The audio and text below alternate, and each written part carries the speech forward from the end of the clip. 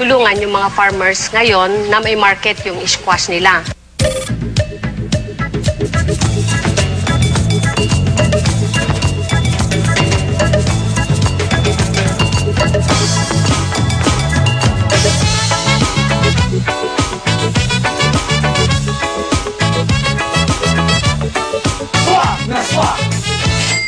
Kung kayo ay may talento, hindi nyo dapat ito itago. Gaya na lamang ng may-ari ng Creative Voices. Mula sa kanyang talento at magandang boses, naisipan niyang magtayo ng ganitong negosyo.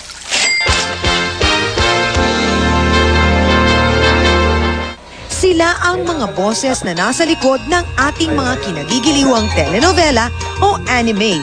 Sila rin ang ating mga hinahangaang radio drama talents. Ang tawag sa kanila, mga dubbers o voice-over talents. Pero alam nyo ba na may pera sa boses? Ito ang napatunayan ni Pocholo Gonzales ng Creative Voices. Nagsimula bilang voice-over talent at dubber si Pocholo noon. Knockdown ang peste ng palayan! Ngayon, siya na ang big boss ng Creative Voices. Matagal na akong voice talent. Mahigit 10 taon na akong nag-recording bilang isang radio drama talent. Sa September issue ng F Magazine, Bilang isang commercial voice-over, nakita ko yung potential ng voice-over market. Dahil dito sa Pilipinas, medyo hindi napapansin kasi yung mga voice talent eh. Pero sa totoo lang, ang voice acting, isa sa pinakaunang industriya. Wala pa yan TV, may voice-over na. Matapos ang mahigit 10 taong karanasan sa industriya, naisipan niyang magtayo ng sarili niyang negosyo. Isang recording studio para sa mga voice-over talents at dubber na kagaya niya. Ang mahirap kasi sa aming mga voice talent, umaasa lang kami. We just wait and we don't create. Now, sabi ko, bakit hindi ako mag-create and mag-create ng demand, mag-create ng project para sa mga kapwa ko voice artists? Basta't pagdating sa usapang pagboboses, lahat pwedeng gawin ng Creative Voices. Mula sa pag-voice over ng mga commercial, sa mga radio drama, pagdadub ng mga anime o cartoons, at telenovela.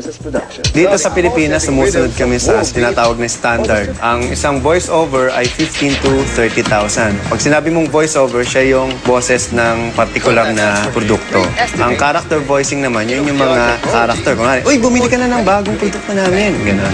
8,000 yung character, 15,000 naman sa voice-over. Voice acting is not like that. No, kailangan meron kang emotions, may skills, may techniques, may arts ka natututunan para ma-deliver mo ng tama yung message. Pinag-aralan namin mabuti yan ni Mr. Pocholo Gonzales through decades of our training and industry training namin. So, yung mga natututunan namin sa industriya, in-apply namin sa trabaho namin ngayon. Pinaka-pundasyon ng aming kumpanya ay ang mga talent. Karaniwan, ang nangyayari sa mga talent, nandyan yung nararamdaman nilang hindi sila nababayaran sa oras, nandyan yung nararamdaman nilang hindi sila sinisupot sa oras ng kausap nila. So, yun ang binabago namin. No? Pino-professionalize namin yung industriya. Sabi namin sa kanda, ang kailangan nyo, representation.